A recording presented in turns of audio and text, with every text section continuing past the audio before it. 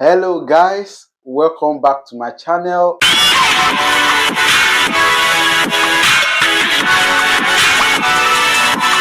I've been analyzing stuffs about the coming general election that will take place in, let me say, about 7 to 8 months time. That will be the beginning of next year. That should be around February or March if the dates did not change. And I'm going to be doing this last episode about the preparation towards the coming general election in Nigeria today, because I think that I have to talk to we, the youths, because we are usually the first set of people that will apportion blame on the leaders in Nigeria.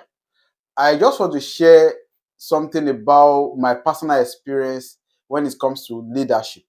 A lot of times when it comes to leadership, we might not know what we are going to do if we are the one that are in leadership, because it is easy for us to put blame on the leadership when we are not a member of that leadership. But until we get there ourselves, we actually don't know how we are going to react or how we are going to behave in the leadership role if we are given the chance to do it. Now, what I want to say is based on my own personal experience. By privilege, I've been opportuned to occupy some leadership positions in this my life, even while I was still a teenager. Ranging from church leadership to workplace leadership to business leadership and to maybe all this social leadership as well.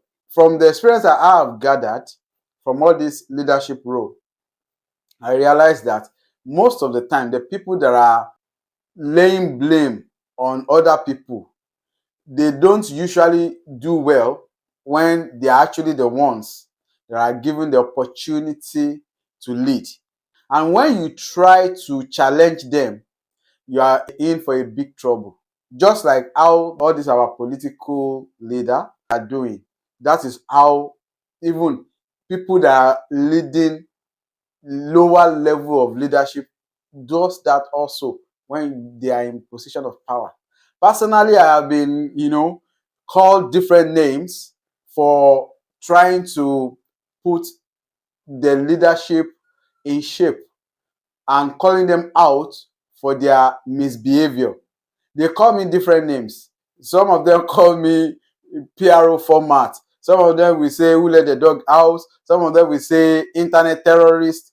Different kind of names just because you are calling them out for doing the wrong thing when it comes to leadership. So most of them are right there, like I said earlier in my previous videos, blaming leaders and everything. They can write a whole epistle about how the politicians in Nigeria are not doing the right thing. But give them a little bit of power. That little bit of power will consume them and is going to make them to misbehave. And they will behave as if they will be there forever. So I think that this authoritarian or dictatorship way of leading is inherent in human being in general. You have to be self-disciplined before you can actually do what you are meant to do as a leader.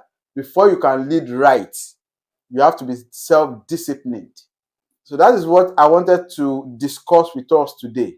Are we this kind of people that when they give us leadership, we don't misbehave, we don't allow that power and authority that we have to consume us or to make us to change our behavior? You understand? So before we apportion blame on other people, let us check ourselves out first. We as youths, we as aspiring leaders, or we that will be apportioning blame on other leaders in the little position that we have held. How did we perform? I think we have to look at that. We have to, put ourselves in the shoe of those leaders. If they give us the leadership role, how are we going to behave? We need to think about that, because I have had experiences of people that took advantage of the leadership position they have to extort money from people. I've seen people that took advantage of the leadership position they give to them and try to be making themselves to be like, untouchable. They just make decision without regard for any other leader. In fact, without regard for other escorts, they just make decision, and they don't even explain why they made the decision or the outcome of the decision they made. There is no feedback, there is no documentation of whatever they do, but because they have that, they believe they have the authority, they can just do whatever they like. One time like that, I was trying to tell somebody, we were in the same leadership position. He was actually the leader of the association. I was also a member of the leadership team. But I was trying to tell the guys that guy, you have to calm down and try to take along your ESCO members before you make decision, because that is what is in the constitution.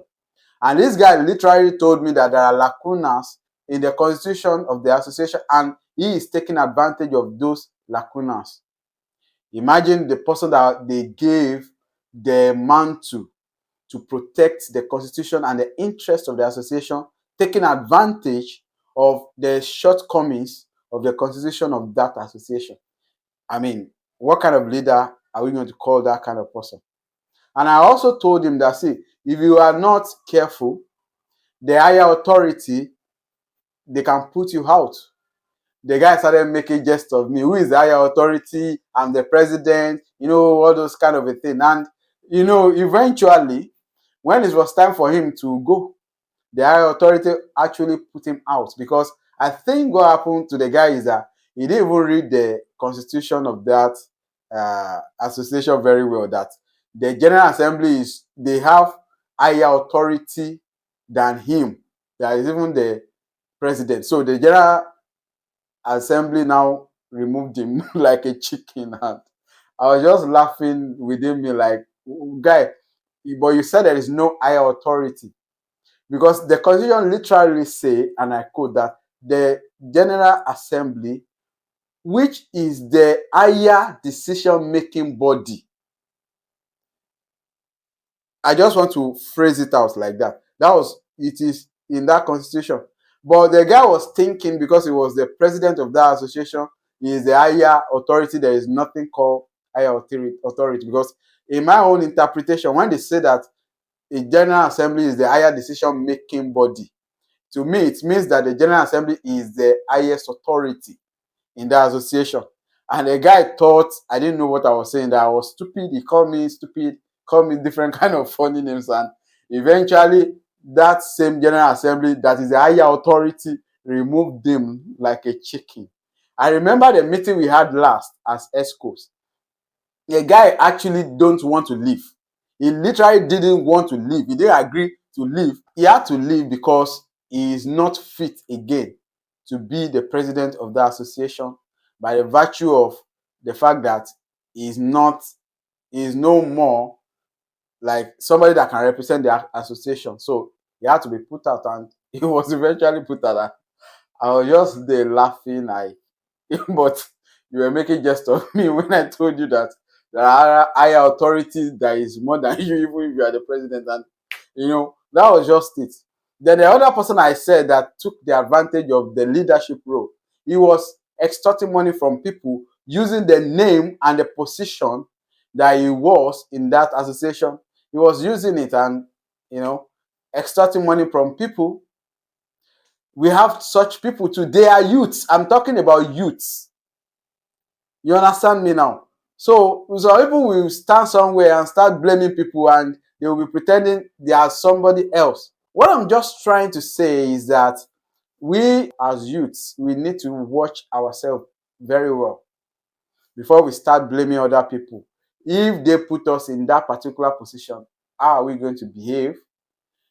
What are we going to do? we need to try to understand that and try to, retrace our steps and train up ourselves before we start blaming other people that you are like this, you are not doing this, and blah blah blah. I'm just saying this so that we youth can go and check ourselves. I've been in position also in a kind of religious organization where some people also use their leadership position to do things that naturally they are not supposed to do. You understand? I've been a financial secretary in one religion organization before, and when there are uh, kind of bills to pay, or when we have program to do, or any conference or event, I had to vet the program because they had to write a kind of proposal and write how much it's going to cost. So my duty is to cross-check and try to say that, okay, we are not going to pay for this, we are not going to pay for that, cut this one down. This is because we have to act according to the financial status of the organization, and I had to make a decision about that. So sometimes when I make such decision, you will see people, quarreling with me. Like, why do you have to do that? I will go directly to the president of that of that association. He is going to approve it. And by the virtue of position, the president is actually the chief accountant. If I say that we are not supposed to pay for this, we are not supposed to spend this much on this, the president can override my recommendation, because my own is literally a recommendation. And when I recommend it, I will give it to the president, and the president will approve my recommendation. If he agrees with it, then I'm going to give it back to the treasurer, who is going to issue the money out. In fact, there was a time, I have a lot of times where they will say, I don't even have any business with you. I'm going to the president directly, because they have access to the president. And sometimes they get away with it. You understand? And I remember there was a time that the social secretary said that we had to buy some things for some people. And I see that there is actually no need for us to do that. And even if they want to do it, the kitchen, they have their own financial account. They can easily take the money they needed. It was a very small money. They can take the money they needed and do what they wanted to do if that idea is coming from them, from the welfare department. But I said that no, I don't think that this should it should be the business of the fellowship. So I don't think we are supposed to, buy this thing. And she went directly to the president. They are very close, so they approved it. And at the end of the day, it was just like a waste of money, because what they eventually bought wasn't really, so it didn't ginger people's spirit like that. We just wasted money. But there's absolutely nothing I can do. So what I'm trying to say is that some people take advantage of position, even as youths. The little position they secure, they used to take advantage. So why not we as youths check ourselves out?